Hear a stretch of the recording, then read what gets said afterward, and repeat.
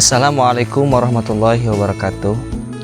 Alhamdulillahirabbil alamin wassalatuhu abdan ala nuril amin. Amma ba'du. Perkenalkan, nama saya Deden Hasbillah. Saya santri Pondok Pesantren Miftahul Huda Al-Musri. Alhamdulillah kita sekarang berada di greenhouse ya. Yang mana greenhouse ini merupakan hasil kerjasama Pondok Pesantren Al-Ittifaq dengan Bank Indonesia. Yang mana pesantren Al-Ittifaq adalah pionir pesantren-pesantren dalam bidang kemandirian ekonomi, khususnya tanaman pangan.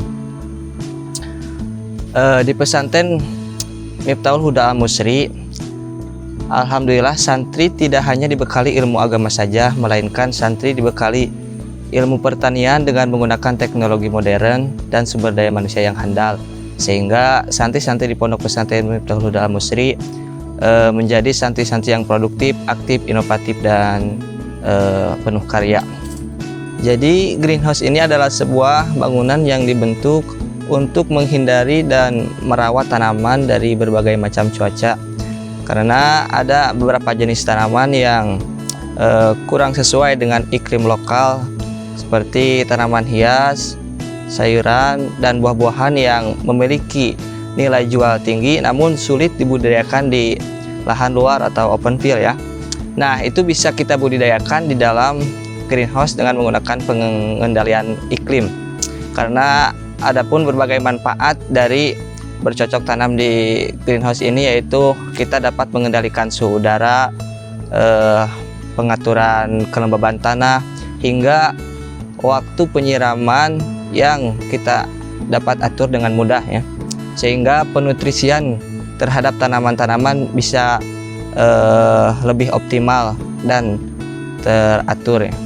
Nah, untuk lebih jelasnya kita langsung saja tanyakan kepada operator greenhouse Miftahul Huda yang sedang berada di samping saya. Ya, gimana?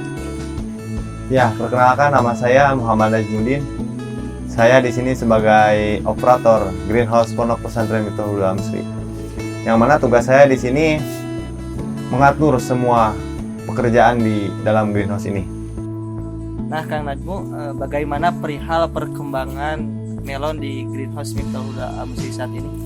Ya, alhamdulillah perkembangan dari awal sampai sekarang, sampai akhir berjalan dengan baik, meskipun ada kendala sedikit gitu. Nah, alhamdulillah bisa teratasi.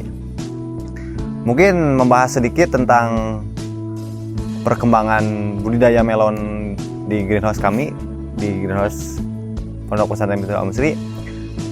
Itu membutuhkan beberapa tahap, dari mulai kita persiapan bibit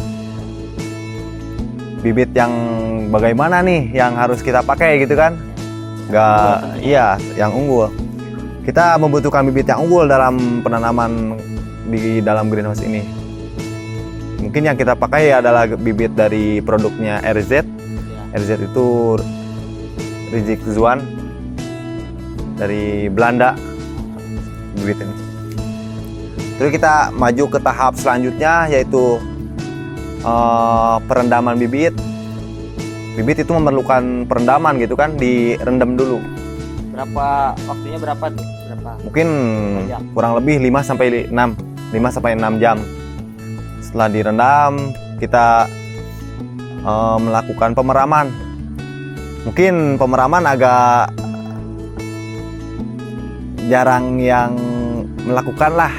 Soalnya ini termasuk dari apa disebutnya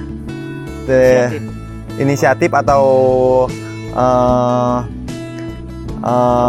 terobosan baru ya, bisa terobosan baru memakai sistem pemeraman. Supaya apa pemeraman? Supaya bibit dari biji itu mengeluarkan kecambah, mengeluarkan lebih cepat gitu. Ya, lebih cepat ininya. Mungkin memerlukan waktu sampai 2 hari lah, 2 sampai 3 hari untuk melakukan pemeraman. Setelah pemeraman, kita lanjut ke tahap pesemaian. Mungkin dalam suhu yang di kita ini yang mungkin cukup bagus lah. Kita itu sudah keluar dari SOP, sudah keluar dari standar operasional produser gitu ya. Yang mana di situ membutuhkan waktu 18 sampai 20 hari Sedangkan di sini hanya memerlukan 9 hari untuk dari persemaian untuk siap pindah tanam gitu. Setelah 9 hari langsung pindah tanam aja.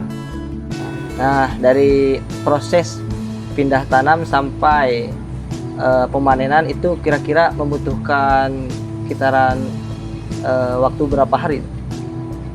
Dari pindah tanam sampai panen kurang lebih 60 sampai 64 hari. Oh iya, iya. Itu dari waktu 60 sampai 64 hari itu harus mulai melakukan pengecekan gitu. Pengecekan buah. Perawatan khusus untuk menghasilkan melon intanon yang bagus itu bagaimana itu?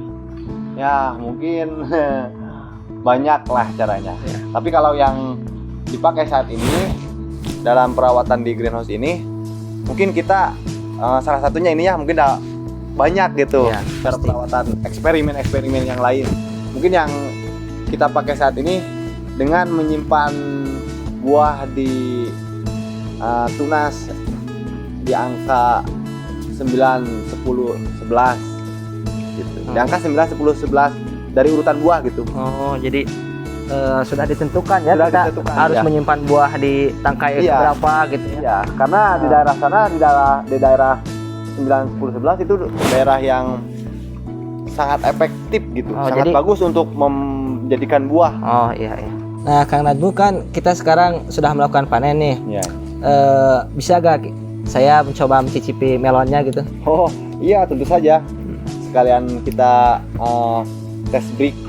tes kemanisan, kadar kemanisan buah melon ini. Oh Coba ini. iya, iya. Udah disiapin nih. Alhamdulillah. Doh. Bagaimana itu caranya mengecek kemanisannya? Mungkin ini ada alatnya. Saya potong langsung aja ini. Langsung aja. Mantap, mantap.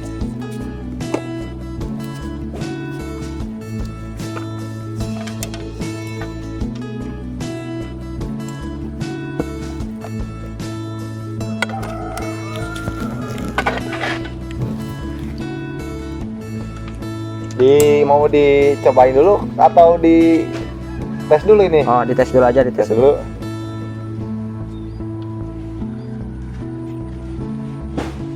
Coba. Bagaimana? Mungkin ini perlu beberapa sektor atau beberapa tempat Oh, yang untuk harus dicek. pengecekan. Iya. Oh iya, iya. Dari sisi tengah, sisi lagi gitu. Mungkin ada perbedaan sedikit. Coba kita yang dari sisi dulu ya.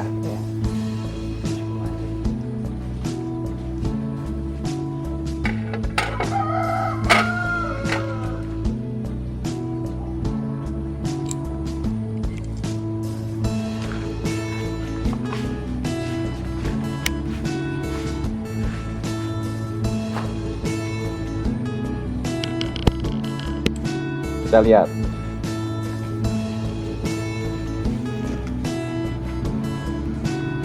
Ini yang bisa dilihat dari angka berapa itu? Wah, ini udah sampai 15 ya. 15 ya. Nah, kadar kemanisan melon yang ditentukan dari SOP Pondok Pesantren Al-Ittifaq itu minimalnya dari angka 12. Oh, Kita sudah mencapai angka 15 ya. 15. Mungkin sudah pas atau lebih gitulah ya, udah. Ini manis ini ya. Ya, coba. Saya coba dulu. Ya, Silakan. Bismillahirrahmanirrahim. Ini Gimana? sangat berbeda jauh ya dari melon-melon yang sudah saya cicipi. Benar-benar. Dan teksturnya juga berbeda. Ya, ya. Mantap. Mau dicek lagi nih. Kalau dari sisi udah mencapai 15, Oh, yang apalagi tengah, tengahnya ya? yang tengahnya Ah, iya, gitu. udah dulu lah. Nanti saya lanjutin. Oh, ternyata cukup susah juga ya untuk menghasilkan melon yang berkualitas itu. Sebetulnya tidak ada yang susah kalau dengan ilmunya. Selagi kita mau belajar, selagi kita punya tekad untuk mendalami gitu kan. Banyak sekarang kendala-kendala, masalah-masalah seputar tanaman, tapi kita mau belajar, mau mengetahui kenapa ini bisa sampai ini. Iya, iya.